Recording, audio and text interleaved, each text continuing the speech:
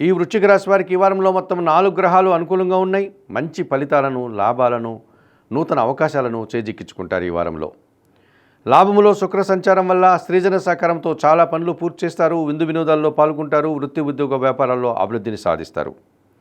దశములో కేతువు సంచరిస్తున్నాడు. నీతిగా నిజాయితీగా పనిచేస్తారు. మీ త్రికరణ శుద్ధి పనికి, మీ బాధ్యతలకు ప్రభుత్వం నుంచి కానీ అధికారుల నుంచి కానీ అభినందన లభిస్తుంది.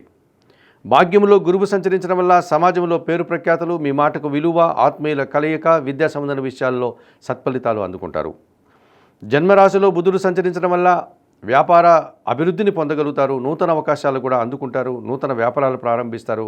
ఆర్థికంగా బలపడతారు. పంచములో శని సంచరిస్తున్నాడు. మీ ఆలోచనలు కలిసి రాదు. కొంతమంది పనివారి సహకార లోపం స్పష్టంగా కనిపిస్తుంది.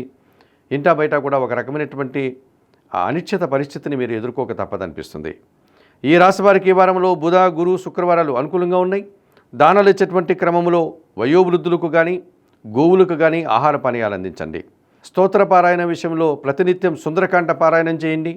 ఆలయ సందర్శన కార్యక్రమంలో భాగంగా వృశ్చిక రాశి వారు ఆంజనేయ స్వామిని సందర్శించి నమస్కరించుకోవడం వల్ల మరింతగా మంచి ఫలితాలను అందుకోగలుగుతారు.